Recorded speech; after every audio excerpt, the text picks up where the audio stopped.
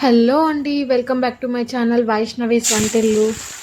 దొండకాయలతో ఎప్పుడు ఫ్రై అయినా ఒకసారి ఇలా దొండకాయ ఉల్లికారం చేసుకోండి, చాలా బాగుంటుంది. దానికోసం ముందుగా ప్యాన్ పెట్టి ప్యాన్లో 4 to 5 table spoon of oil వేయండి. ఆయిల్ వేడెక్కాక ఇలా సన్నగా పొడుగ్గా కట్ చేసుకున్న దొండకాయల్ని వేయండి.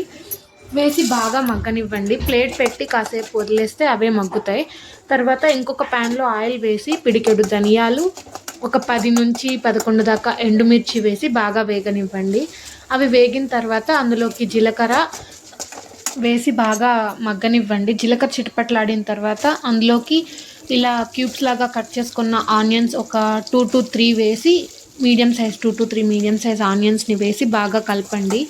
వీటితో పాటు ఆనియన్స్ బాగా మగ్గాలి. కాస్త సాల్ట్ వేసుకొని మగ్గిస్తే బాగా మగ్గుతాయి. ఇక్కడ నేను సాల్ట్ వేయడం స్కిప్ అయింది, అందుకే చెప్తున్నాను. సాల్ట్ వేసి బాగా మగ్గనిచ్చుకోండి.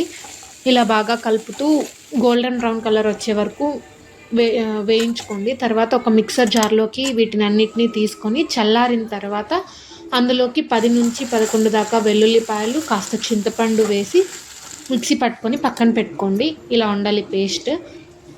తర్వాత బాగా వేగిన దొండకాయల్లోకి ఈ పేస్ట్ వేసేసి బాగా మిక్స్ చేయండి.